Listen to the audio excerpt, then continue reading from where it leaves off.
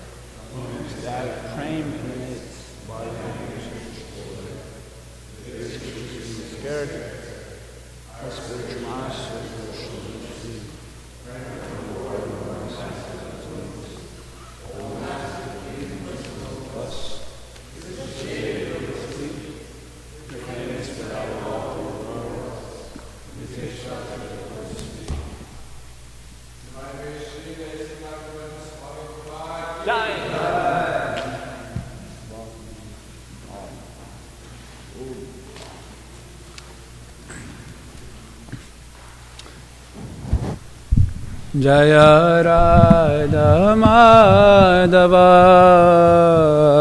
Kunja Bihari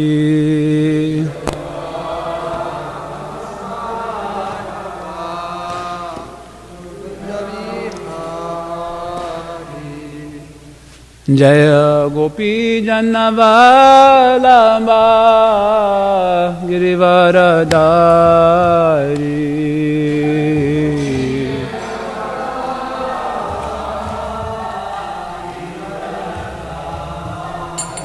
Jasodhanandana Vraja Janaranyana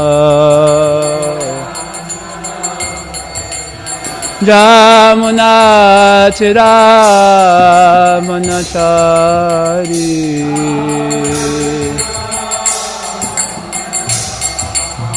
Jaya Radha Madhava Kunja Bihari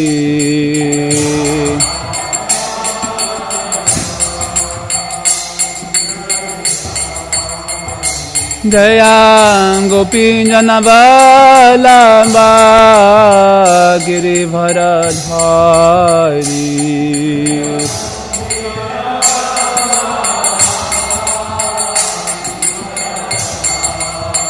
Jasodhanandana Vraja Janaranyana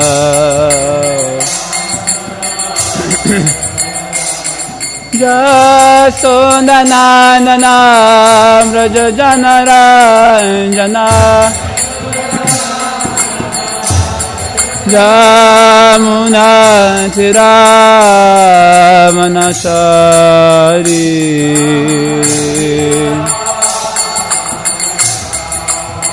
Jamuna Tira Manachari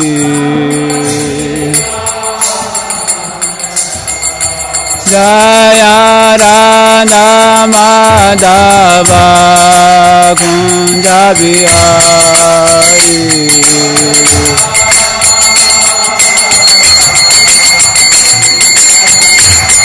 Jaya Radha Madhava Kunja Bihari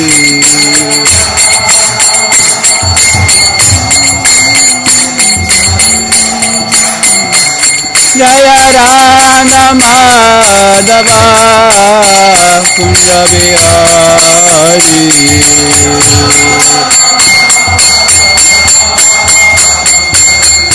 Jaya Radha Madhava Kunja Bihari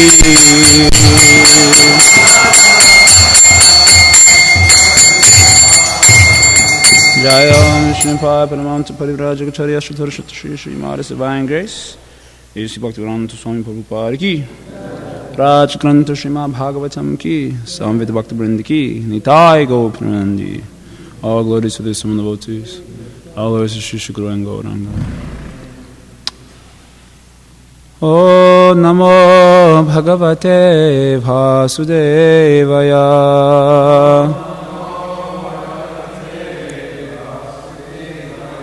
O Namo Bhagavate Vasudevaya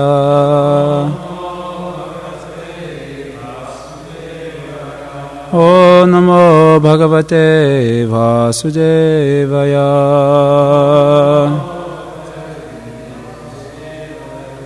Shitoshna Vatavarshani Shut Pipase Priya Priye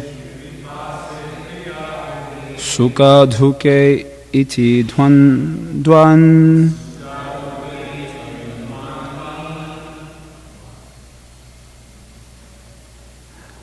Najayat Samadarshana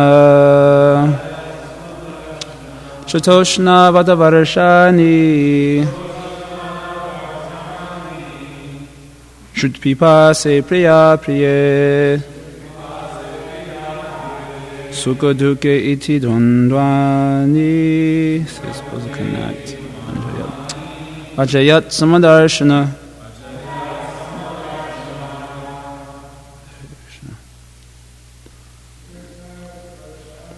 Shutoshna Vatavarashani.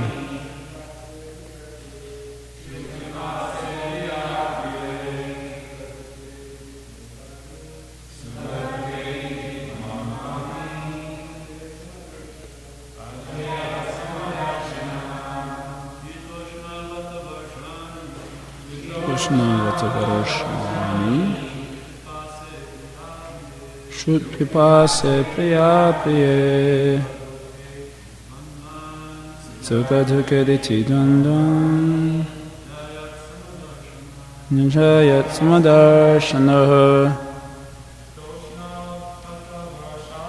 Shatoshna Vatavarashani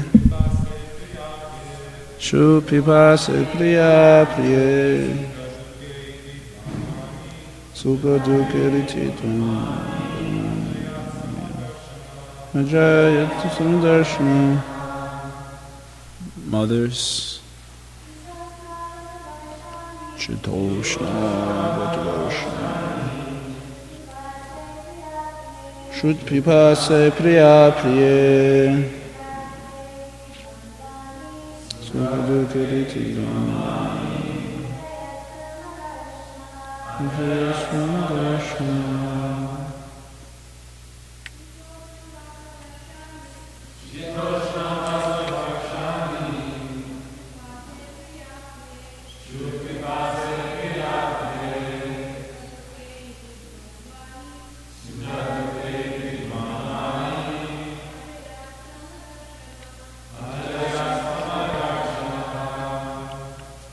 Shita, cold. Ushna, heat. Vata, wind. Varshani, and rainy seasons. Kshrut, hunger. Pipase, and thirst. Priya, pleasant. Apriye, and unpleasant. Sukha, happiness. Dukkhe, and distress. Iti, thus. Dvandvani, dualities. Ajayat, he conquered. Samadarshanaha, equipoised. Translation and purport by Srila Prabhupada ki Jai. Translation: through austerity, King Malayadwaja, in body and mind, gradually became equal to the dualities of cold and heat, happiness and distress, wind and rain, hunger and thirst, the pleasant and the unpleasant. In this way he conquered all relativities. Purport: liberation means becoming free from the relativities of the world. Unless one is self-realized, he has to undergo the dual struggle of the relative world. In Bhagavad Gita, Lord Krishna advises Arjuna to conquer all relativities through tolerance. Lord Krishna points out that it is the relativities like winter and summer that give us trouble in the material world. In the winter we do not like taking a bath, but in the summer we wish to take a bath twice, thrice, or more a day. Thus, Krishna advises us not to be disturbed by such relativities and dualities when they come and go.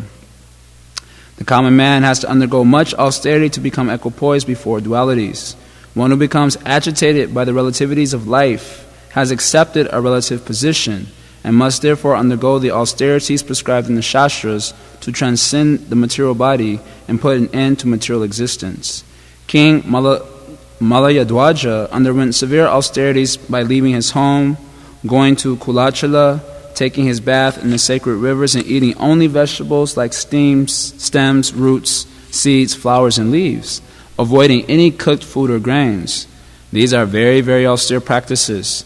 In this age, it is very difficult to leave home and go to the forest or the Himalayas to adopt the process of austerity, the processes of austerity. Indeed, it is almost impossible. If one is even advised to give up meat eating, drinking, gambling, and illicit sex, one will fail to do so. What then would a person do if he went to the Himalayas or Kulachala? Such acts of renunciation are not possible in this age. Therefore, Lord Krishna has advised us to accept the Bhakti Yoga process. Bhakti Yoga will automatically liberate a person from the dualities of life. In Bhakti Yoga, Krishna is the center and Krishna is always transcendental. Thus, in order to transcend dualities, one must always engage in the service of the Lord, as confirmed by Bhagavad Gita 14:26, Mam chayo vyabhicharena bhakti yogena sevate saguna samatityaitan brahma bhuyaya kalpate. Quote, one who engages in full devotional service, who does not fall down in any circumstance, at once transcends the modes of material nature and thus comes to the level of Brahman. End quote. Last paragraph. If one is factually engaged in the service of the Lord, Bhakti Yoga, he will automatically control his senses, his tongue, and so many other things. Once engaged in the Bhakti Yoga process with all sincerity, one will have no chance of falling down. Even if one falls down, there is no loss. One's devotional activities may be stunned or choked for the time being, but as soon as there is another chance, the practitioner begins from the point where he left off. Srila Prabhupada ki Jai. Om Jnanantimirandasya Garanjana Shalakaya Chakshurumilitam Yena Tasmai Shri Gurave Namaha. Shri Chaitanya Manobhishtam Stapitam Yena Bhutale Swayam Rupakadamayam Dadati Swapadantikam Vanchakalpaturubhyascha Kripasinduvirevacha Patitanam Pavanebhyo Vaishnavebhyo Namo Namaha. Jai Shri Krishna Chaitanya Prabhu Nityananda Shri Advaita Gadadhar Shivasari Gaur Bhakta Vrinda. Hare Krishna, Krishna Krishna, Hare Hare, Hare Rama, Rama Rama, Hare Hare, Hare Krishna. So Srila Prabhupada is explaining here. He says liberation means becoming free from the relativities of the material world. Relativities in the material world begins with the relative position of thinking oneself the body. The absolute conception of the self, opposite of relative is absolute. So the absolute conception of the self is as eternal servant of Krishna. Jivera Sarupoy Krishnera Nityadas. That is the absolute conception of the self. and a relative conception means anything else. So then the relative conception begins with the idea that I'm this body, and then according to the type of gross body I have, then I am a pig body, a cat body, a dog body. This is all relative position. And as a result of identifying as a cat, dog, or as a human being, instead of as a servant, then one is concomitantly afflicted by various material desires. We all have practical experience of this. And then due to being afflicted by material desires, then we experience the relative world as happiness or distress. Happiness or distress is not real. It is like happiness and distress in a dream. When you're dreaming of some happy experience, let's say you meet the girl or the guy of your dreams in the dream, is that a success or failure? What do you? Both. Well, see, illusion. It's neither. And if you're suffering in a dream, Prabhupada gives an example. If you see a tiger eating your head in the dream, are you suffering that experience? In truth, you're not. Although by identification you are experiencing, but in truth, you're not. In truth, you're sleeping in your floor or whatever. So because you're accepting the relative position of a dream body, then you're experiencing the dream world in a certain way. But if you were not to identify with that dream body, then the experience would be neither happiness nor distress. It is what it is. You would not be disturbed by it. So then, if we want to perform the devotional service, if we actually want to come to the platform of real devotional service, then it is mentioned by Srila Prabhupada in many places, and also by Krishna, that it is essential for one to come to the liberated position. Liberation means, as the first sentence is described here, liberation means becoming free from life's relativities, beginning with the bodily conception of life. So long as one is not liberated, he does not actually engage in devotional service. Brahma bhuta prasanatma na shochati na kankshati samasarveshu bhuteshu mad bhaktam labate param. Krishna says, if you want to engage in my devotional service, mad bhaktam means pure devotional service. Unless you qualify, devotional service always means pure devotional service. That's the only thing that will attract Krishna's attention. So he says, if you want to engage in my pure devotional service, mad bhaktam labate param, then you have to become Brahma bhuta. You have to become self-realized or freed from life's relativities. Na shochati, na kankshati. And what is the indication of that freedom? First of all, there's prasanatma. There's joyfulness. Joyfulness is not a matter of external, you see the devotee always smiling ear to ear, therefore he is prasanatma. Even a materialist looks like that also. So we don't say they are prasanatma. So prasanatma means the happiness that they're experiencing within themselves. That is described by Srila Prabhupada in that purport. He's always internally joyful. Like one time, some disciple, Mataji, came to Prabhupada and showed Prabhupada a picture of himself. And she said, Prabhupada, why do you look so sad in this picture? And Prabhupada said, let me see that picture. And then she showed it, and Prabhupada said, that was one of my most ecstatic moments. So the joy is something within and not without. We're having external conception. Prasanatma is the freedom, inner joy of being freed from material desires. Therefore, na shochati, na kankshati. There is no lamentation, there is no hankering. Lamentation and hankering only take place when one is having a relative conception of the self. In other words, he thinks he's the body. So then he's having so many desires, and when those desires are not yet to be obtained, he's hankering for them. Therefore, his consciousness is always arrested by fear and anxiety. And after he gathers that thing which he's hankering for, he's arrested by fear and anxiety because he's always thinking about losing it. What will happen when it becomes lost? Everyone knows it will be lost in due course of time. And then when it's actually lost, there is lamentation. So, in this way, Krishna describes that unless you're a Brahma bhuta, then one will always be not feeling joy. Because just having the material desires is itself a miserable experience, isn't it? Just like suppose you are envious of someone. That envious itself burns up your happiness. Suppose you did really good. Suppose you did it. Suppose there were two devotees that led kirtan. You led the first half of the kirtan, and another devotee led the second half of the kirtan. So you felt that your kirtan was really good, and all the devotees were dancing. It was ecstasy. And the other devotee was like, he was all right, but my kirtan was really where it was at. So then a devotee comes up to both of you at the thing, and then he glorifies the other. Your kirtan was so beautiful. And then he looks at Hare Krishna. He doesn't say anything to you. So then you become envious. So the happiness you were feeling that my kirtan was so nice, etc., becomes burned up by the envious feeling, isn't it? Yeah, so we experience this, that when there is material desires within, one cannot be happy. That is itself a platform of misery. So then you're always hankering and lamenting. So Krishna has described this situation, how you will engage in devotional service if this be the situation of your inner life. It is not at all possible.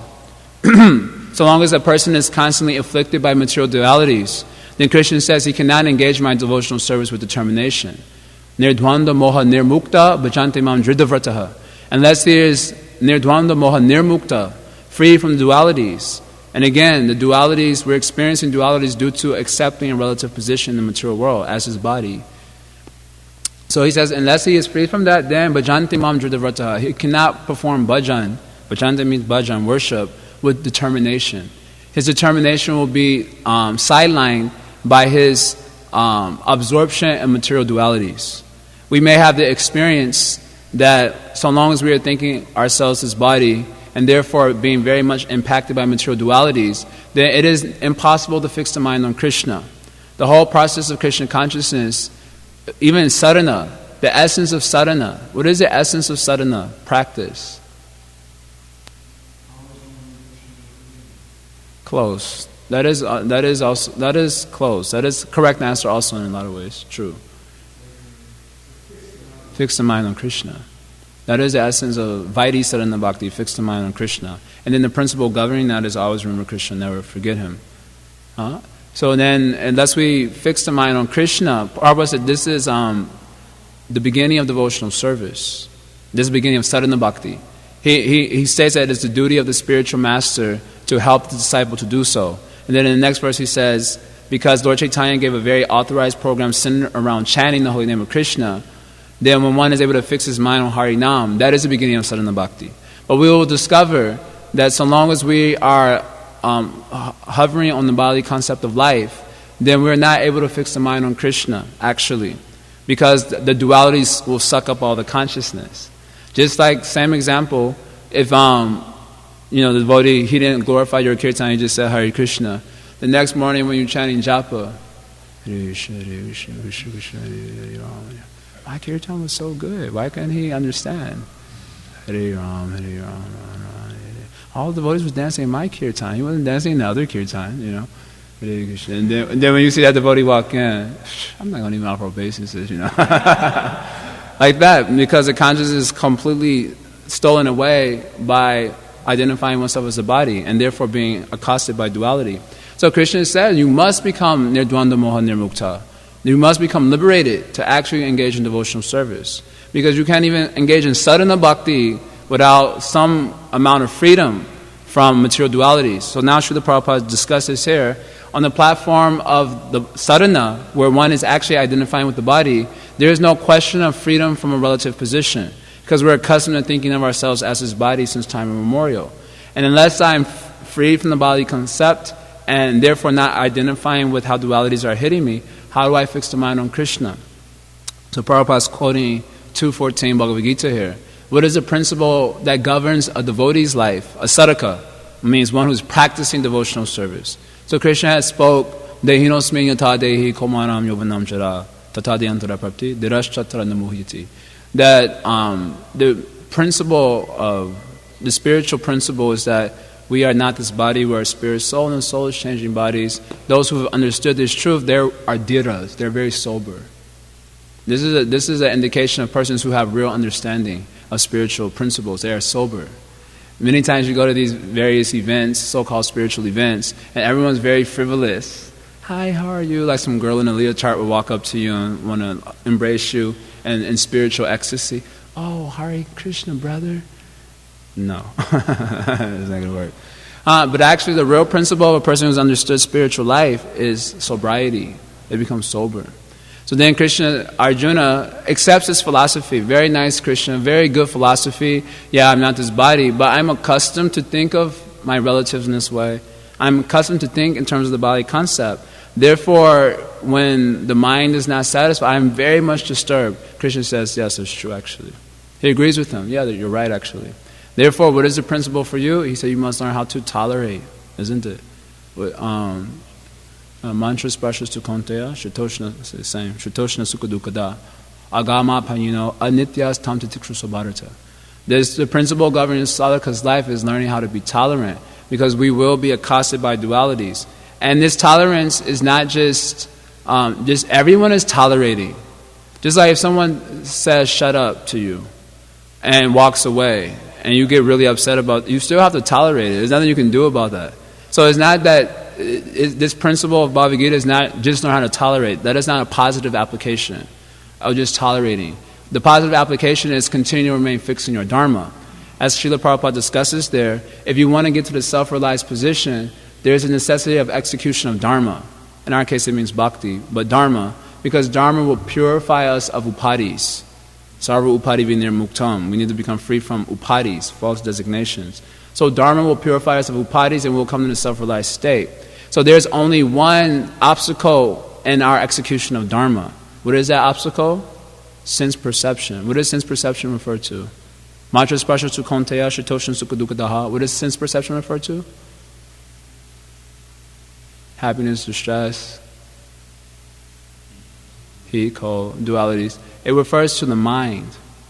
It is the mind that is seeing happiness and distress, heat, cold, etc. Just like Prabhupada's giving an example here. When it's very cold outside, no one wants to take bath, right? Sometimes you want to just take a rag. Like in India, in the wintertime, it gets very cool in India. Many times we think India is very, very hot, but wintertime it gets quite cold and you have to take bath outside sometimes. So it's miserable, no doubt. Even sometimes you put the water on you, the steam comes out of the body. And when I first saw that, I was like, I'm going back to sleep. Tell me when the sun rises. The steam comes out of the body, so it's very austere. So sometimes I have to take bath. So you take a rag, You want to do it like that. Because, but then when it's hot outside, that same cold bath you're very happy to take 2, 3, 4 times in a day. Prabhupada is saying. So it's a perception of the mind. So that means it is the mind that is the obstacle and the execution of our dharma, isn't it? We have the experience. Krishna says that you must elevate yourself with the help of the mind and not degrade yourself. The mind is the best friend of the conditioned soul and his enemy as well. So many times we have this idea, it is also true in one sense, that I'll just neglect the mind, just ignore it. But actually Krishna describes in Gita that you actually need the assistance of your mind for elevation and yoga. He describes the Arurukshu stage, Yoga Arurukshu stage, that means the beginning stage of yoga practice, and then the advanced stage of yoga practice is called Yoga Rudha.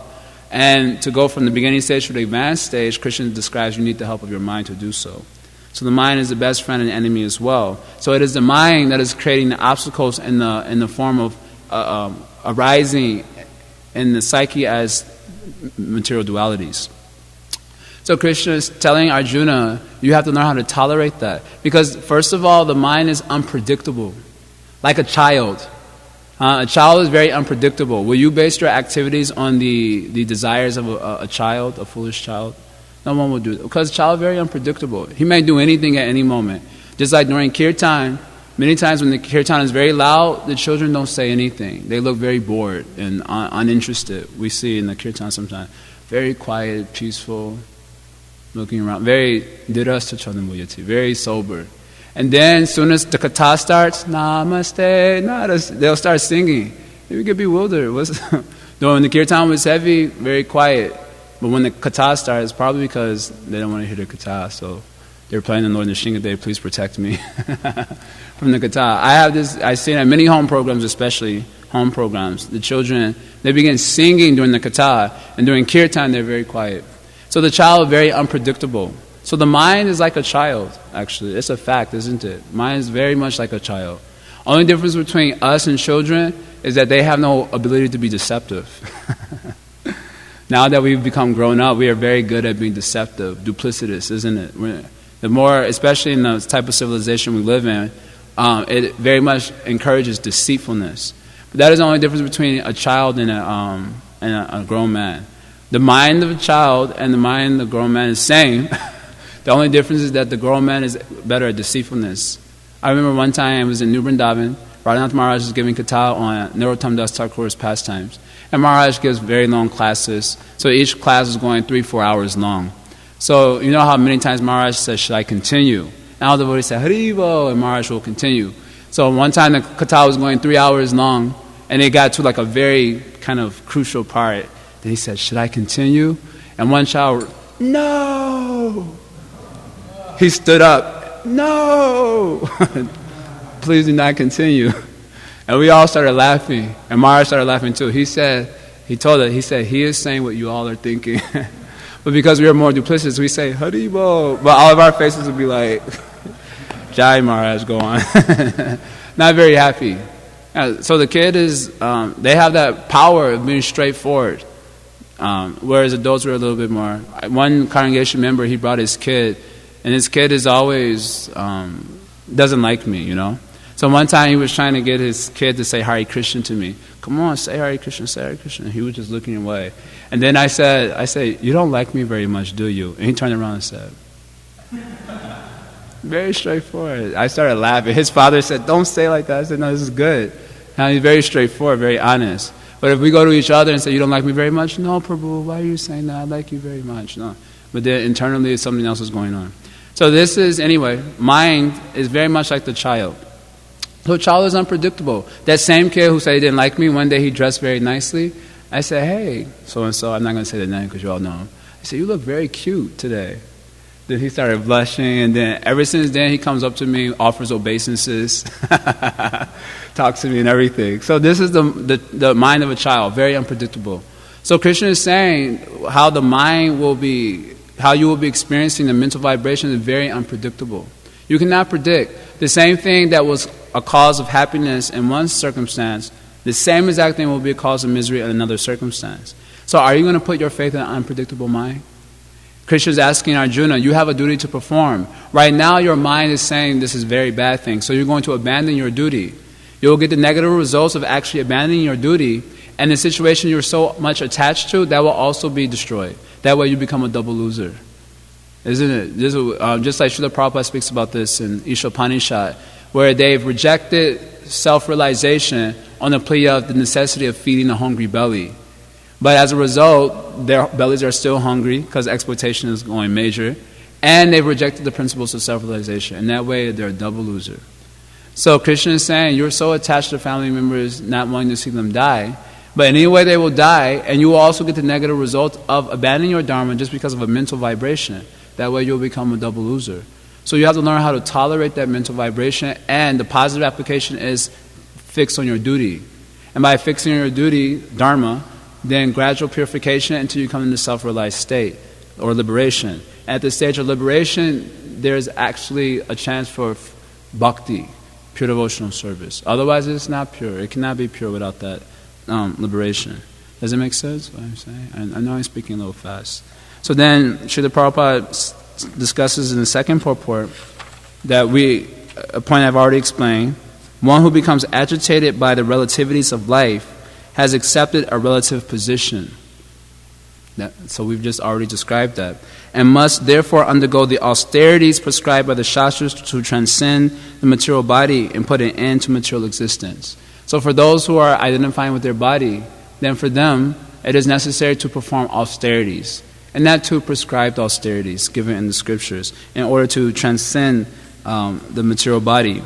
So then there are various austerities described in the scriptures which are impossible for any Kali Yuga creature to do. Bathing up to the neck in cold water during the winter season. Anyone is ready?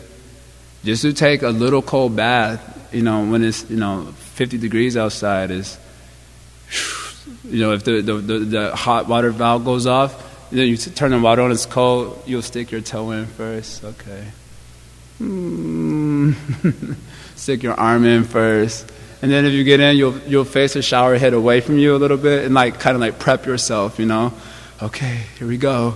1, 2. Ooh, okay, hold on. Oh, like that. So imagine being bathed up to the neck in the cold winter season. Anyone ready for that? Summer season, surrounding oneself by fire with the sun blazing in your head. These type of austerities they would do. Or Prabhupada is mentioning here, he went to the forest. Where are the forests, first of all? And even if there were forests, no one would want to go there and meditate. As I always joke about this, it would be too scary. Because we're used to a very protected environment. If you go to the forest, all types of creatures are living there, you know. Suppose you hear a cat, but it sounds like, rawr, then you will not be able to, how you will meditate? What's that? And then all of a sudden you hear, shh, shh, shh. Then you'll get up and run and then finish. Or you hear a serpent is going by, you know. Suppose, even if the serpent doesn't attack you, if a snake just comes right up to you and doesn't do anything, you'll be frightened like anything. So there's no question of meditating in the forest. And even if you do, even if somehow that I'm not afraid I will do that, you have to live on stems, roots, seeds, flowers, and leaves. No more paneer sabjis, no more lemon rice, no more burfis, you know. Stems, roots, seeds, flowers, and leaves. So who is prepared for such austerity? So brothers, in Kali Yuga, this is an impossible thing to do.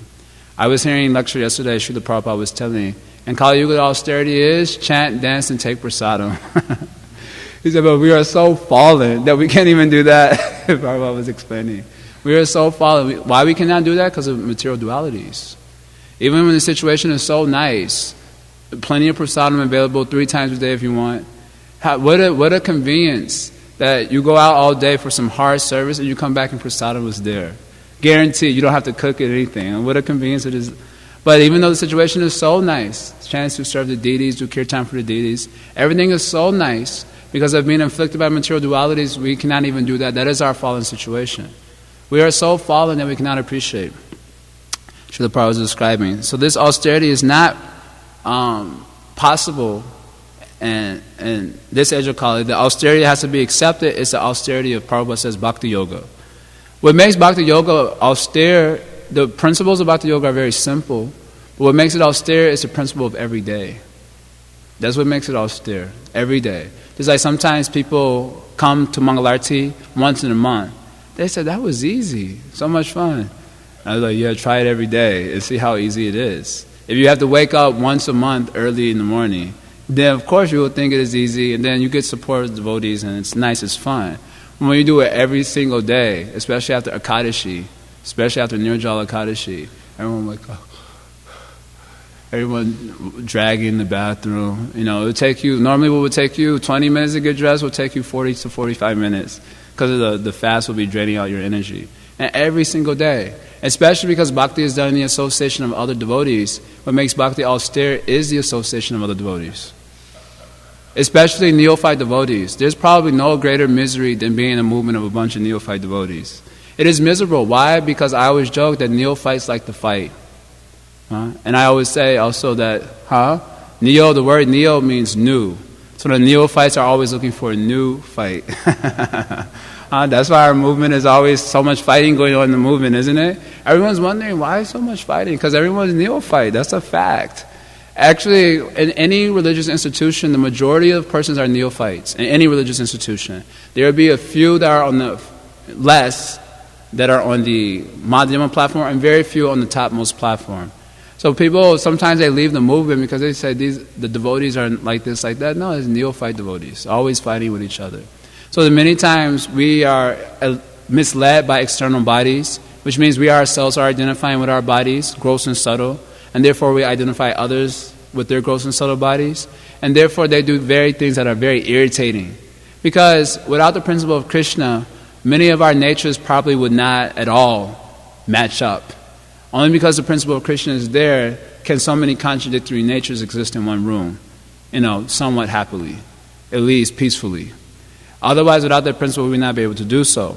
So many times, if we're not liberated, as is being discussed here, then the association of devotees becomes also austere. And what is most austere about association of devotees is trying not to commit offenses. Because in the material world, we would have immediately blasted someone if they, crossed us or something like that. But in association of devotees, you think to blast them, and, oh man, dang, he's a devotee. I have to carefully choose my words, and I have to, and that way it is a very austere thing. Because we are gripped, in Kali Yuga, most of the jivas are gripped by offensive mentality.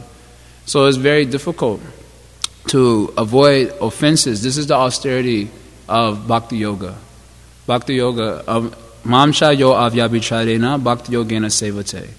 There's a nice verse that is there. Avyabhicharena Bhakti Yogena. What does it mean? Srila Prabhupada describes in the purport, what does it mean?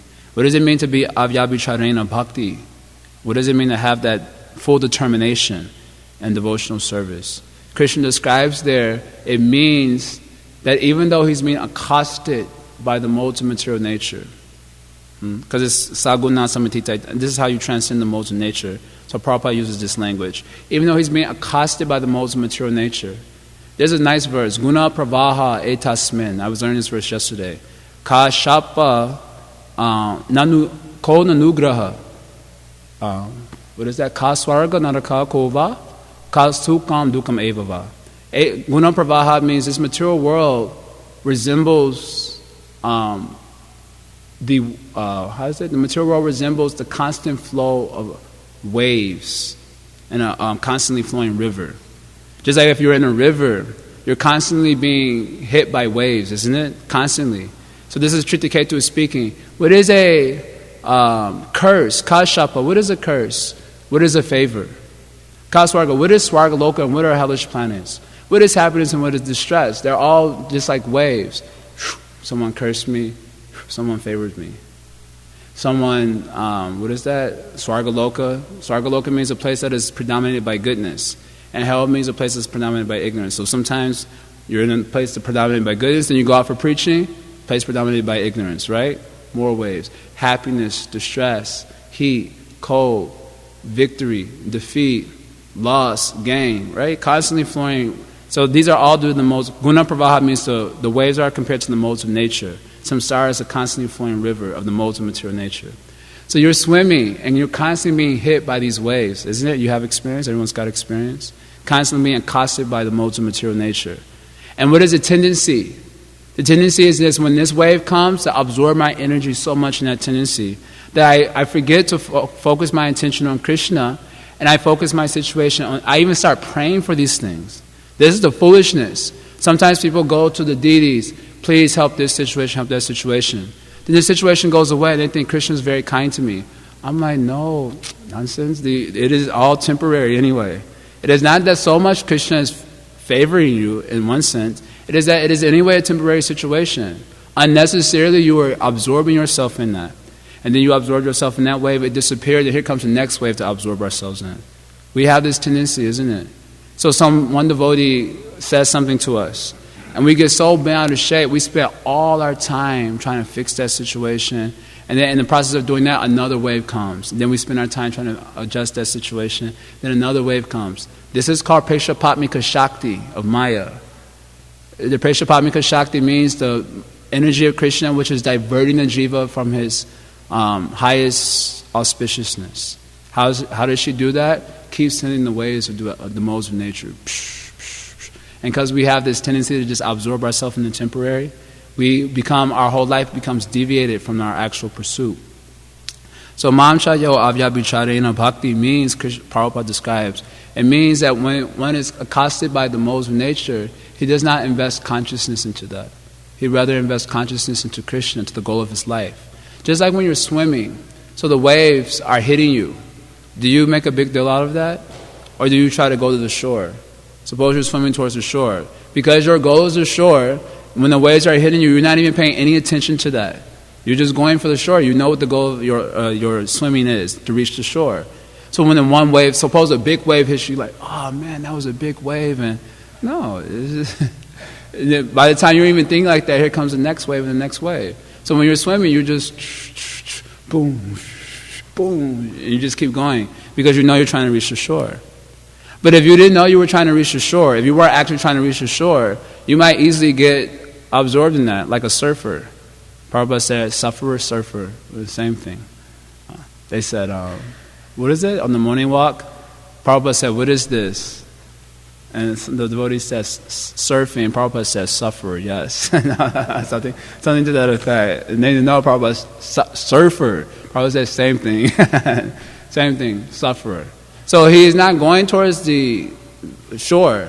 So he's happily trying to enjoy the waves, right? He jumps off and jumps back into the... Yeah, so this is our situation. So, but for one who is intelligent, he's trying to reach the shore.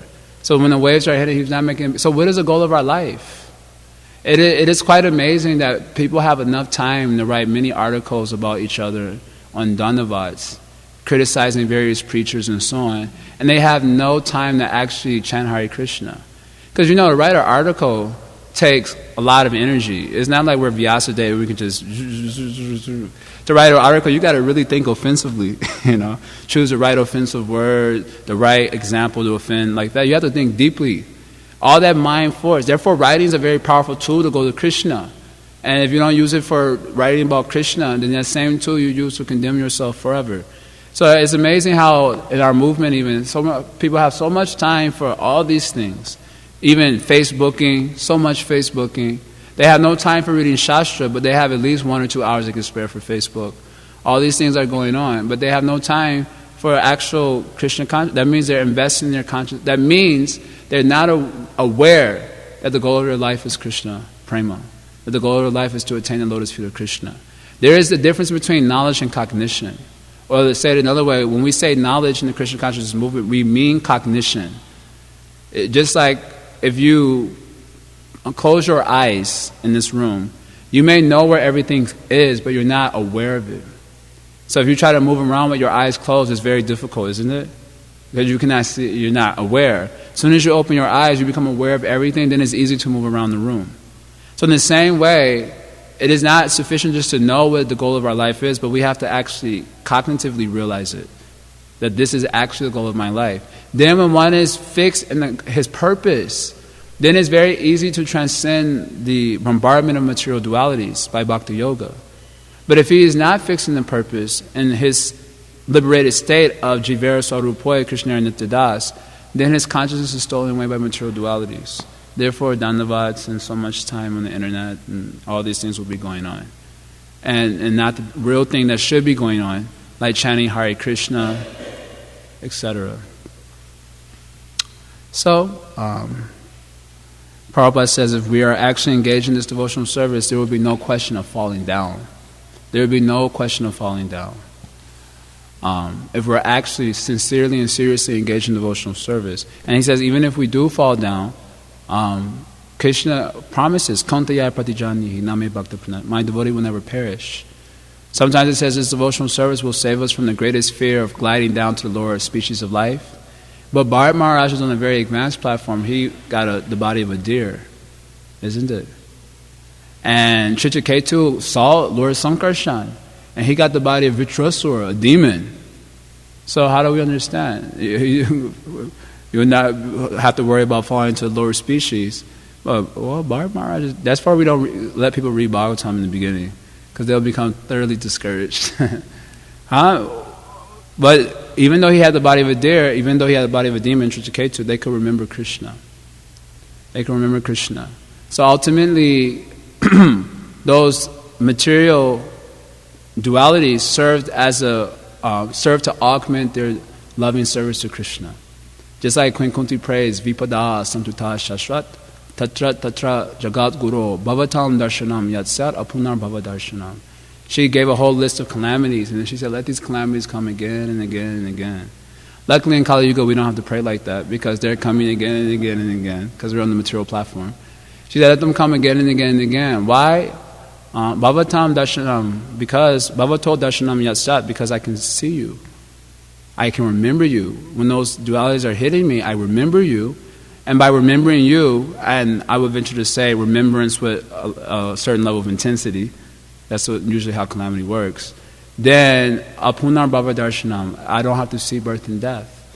If I see you by my Krishna smarana, by my remembrance of you, remembrance of Krishna means also remembrance of Nam, that means apunar bhava darshan, I don't have to see repeated birth and death.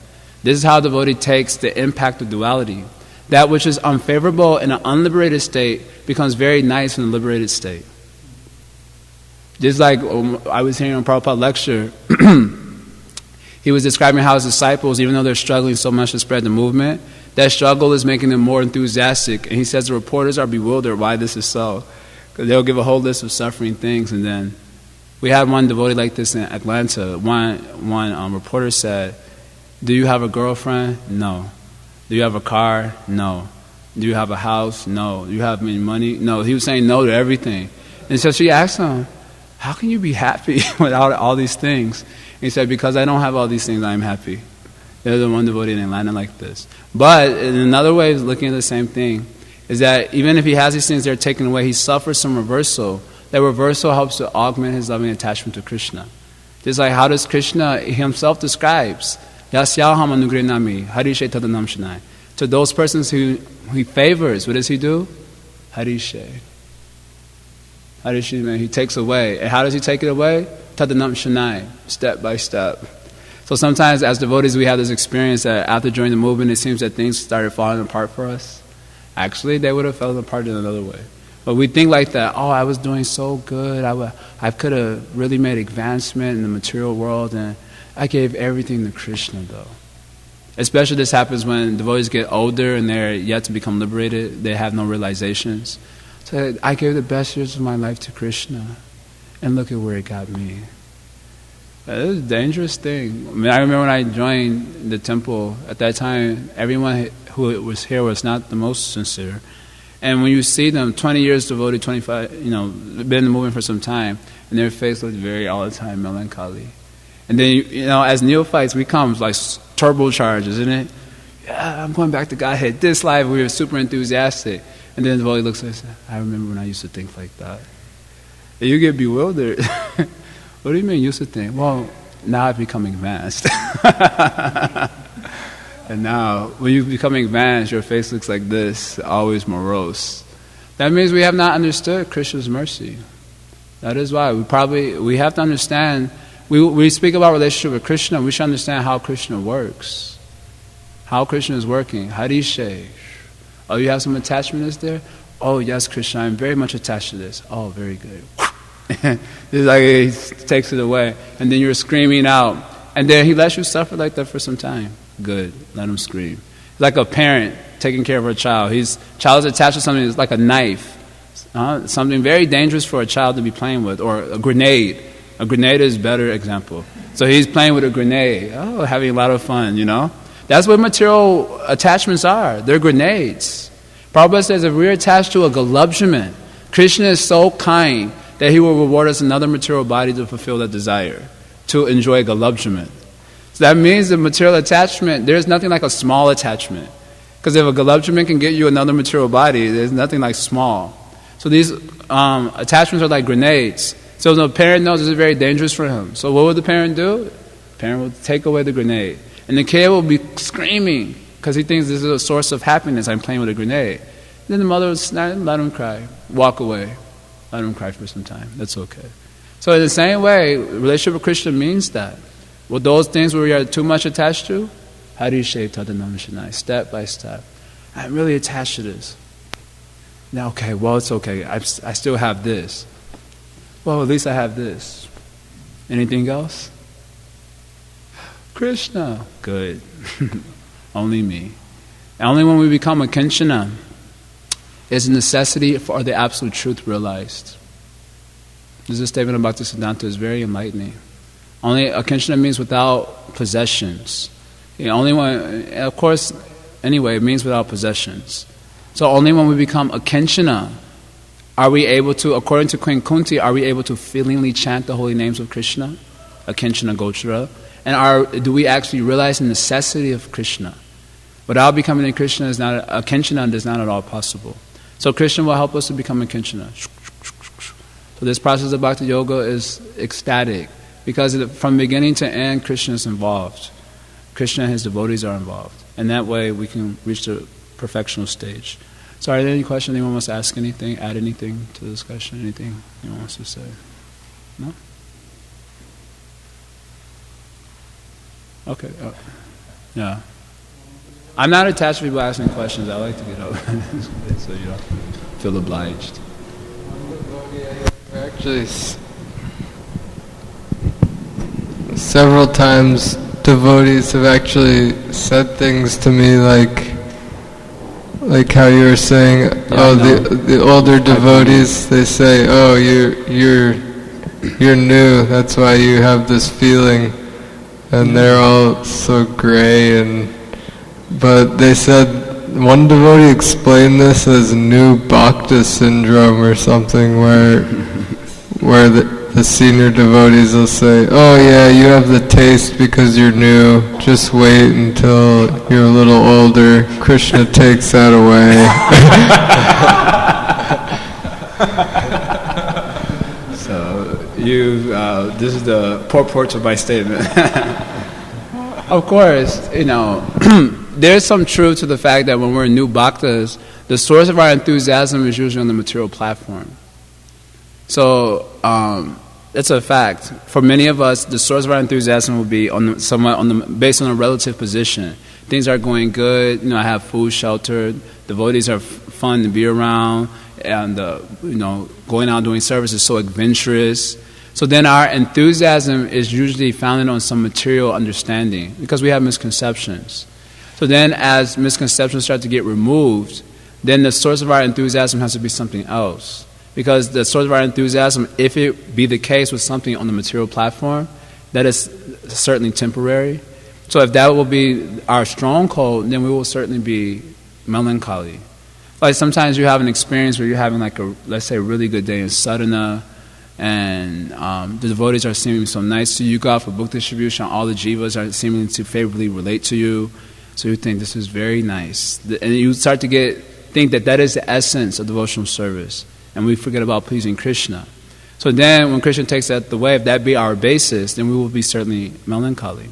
But if the source of our happiness be service to Krishna, that is a spiritual conception, and whatever Krishna desires, then we will always be blissful, even if that bliss implies our own suffering, as for apparently speaking. But if that be not the source of our inspiration, then certainly our smiles will turn upside down.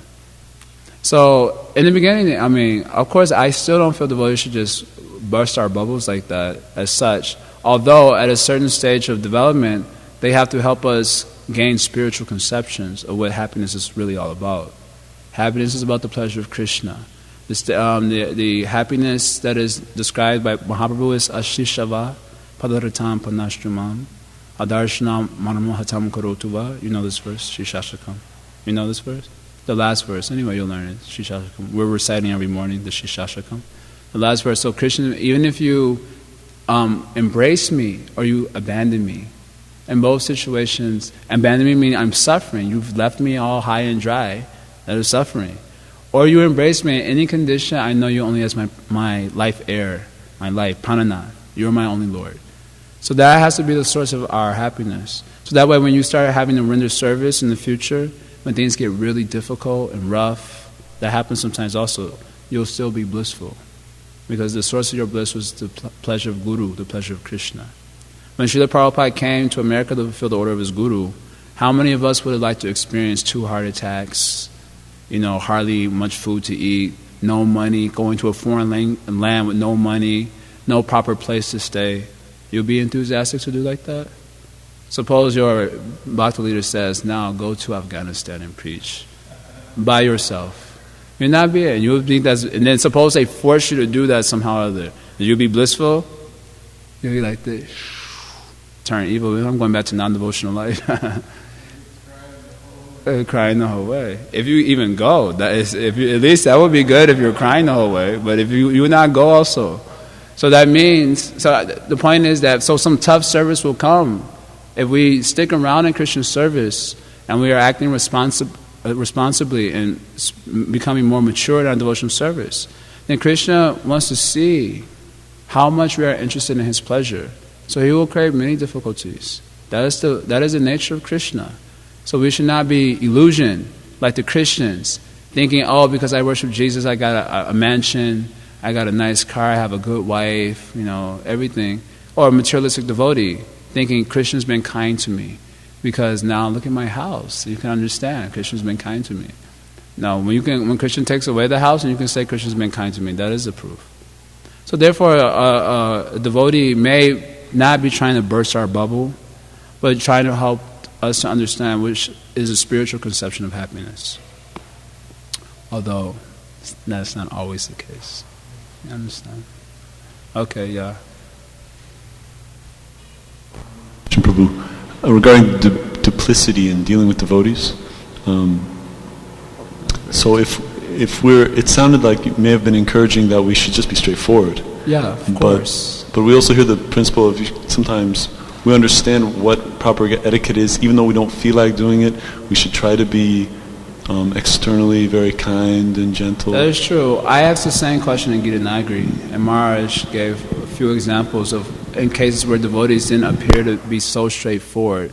Like one example was the case of Vidura, knowing that the Yadava race had already disappeared from the planet, but when he met the Pandavas, he didn't tell them straightforwardly that they've died, because he knew bad news comes in its own way, so he didn't want to unnecessarily cause them anxiety. He gave a few other examples also. So sometimes it appears that a devotee may not be so straightforward, and understanding when to do so and when not to do so is a question of maturity.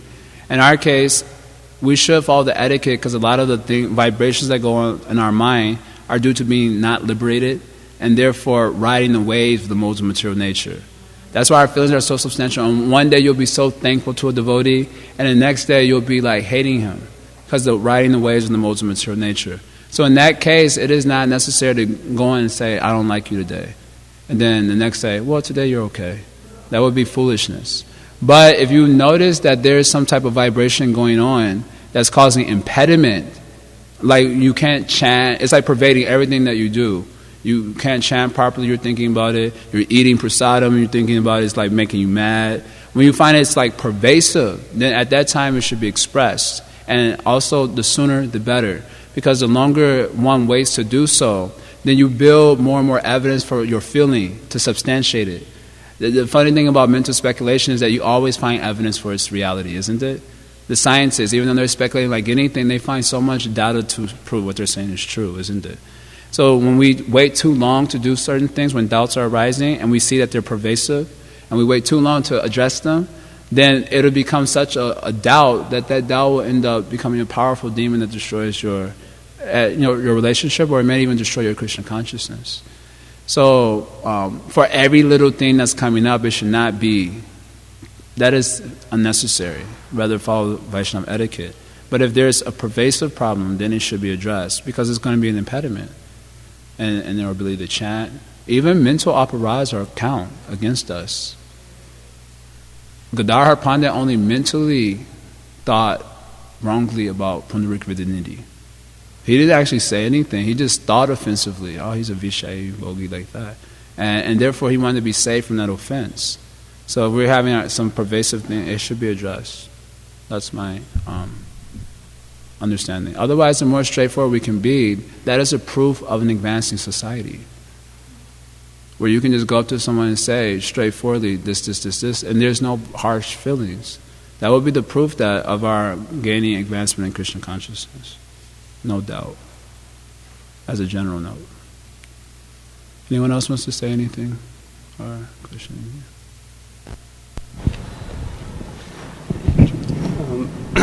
Dr. Brendan found this passage in the Bhagavatam the other day that maybe you can share, Brendan. When Krishna favors a devotee, he gives him all these benedictions, and one of them was material opulence. Mm-hmm. And my understanding was that that's taken away. Maybe you can explain more.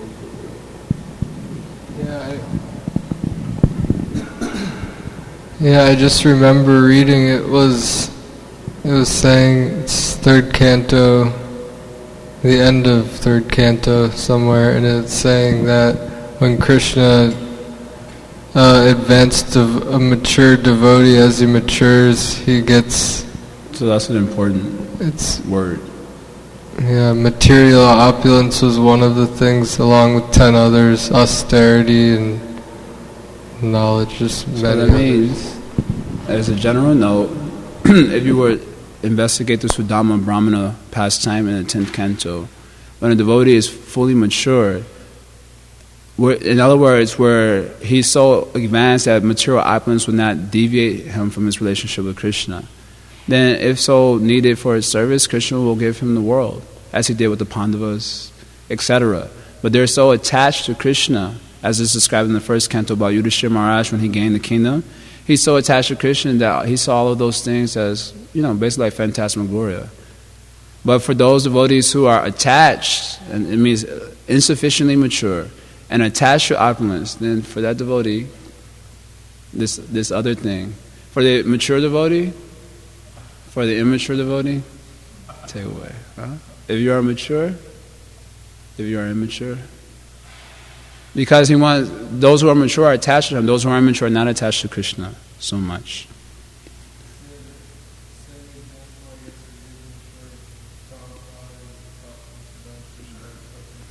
Sure.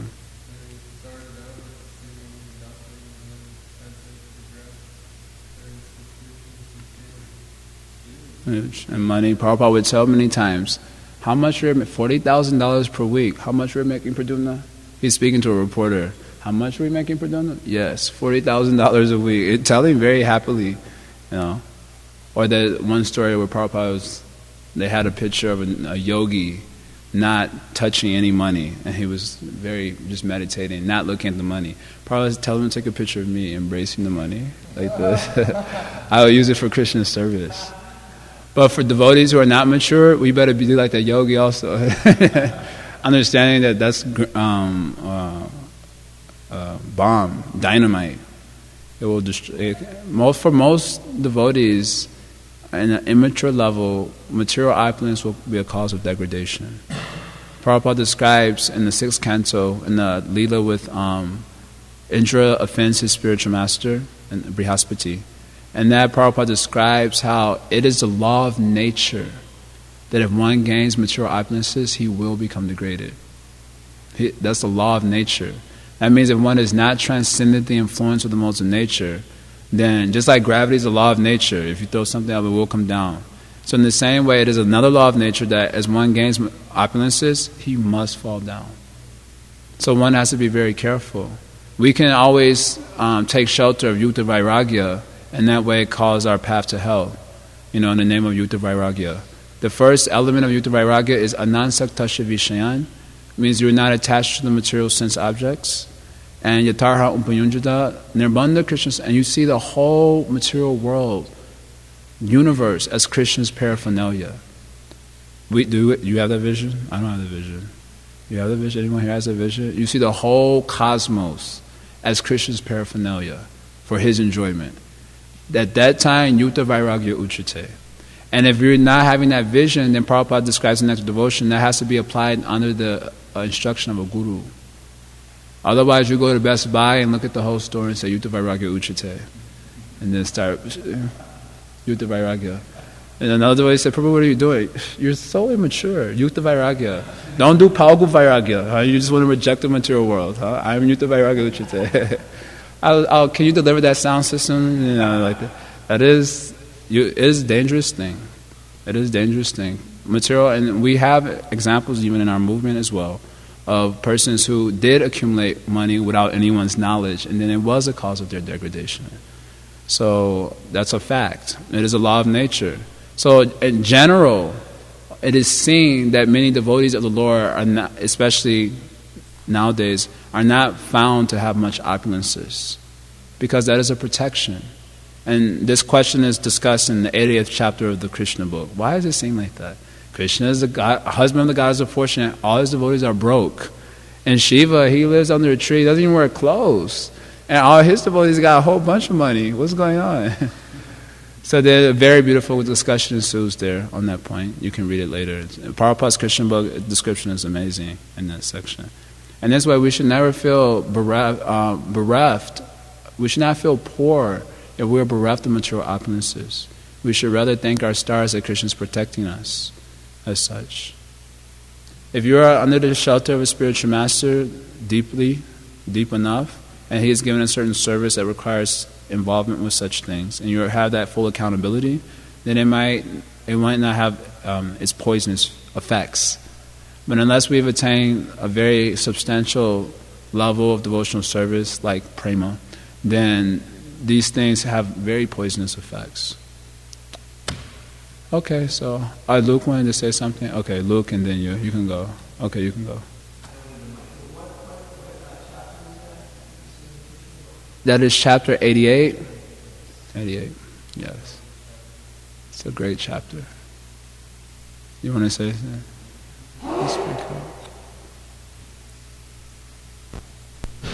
So, I was just wondering about this point of austerity.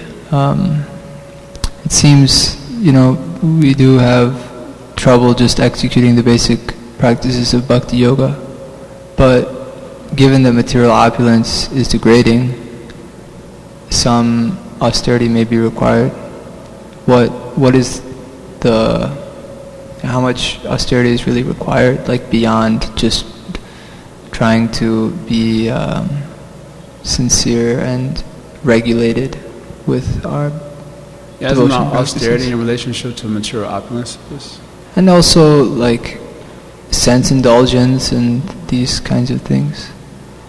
Anyway, the greatest austerity in Kali Yuga for conditioned souls is to accept an authority. That is the most profound austerity of the Kali Yuga. So if we accept some authority, then that is our greatest good fortune. It is very difficult to accept authority because oftentimes authority means someone can be called as authority to the degree they are actually connected to Krishna. That's a fact.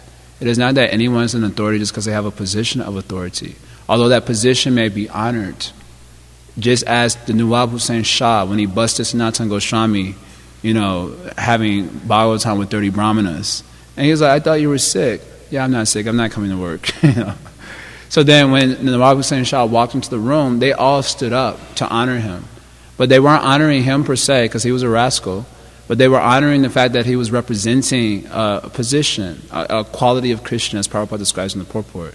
So they were honoring that quality of Krishna which he was embodying at that moment, but they weren't really honoring him per se.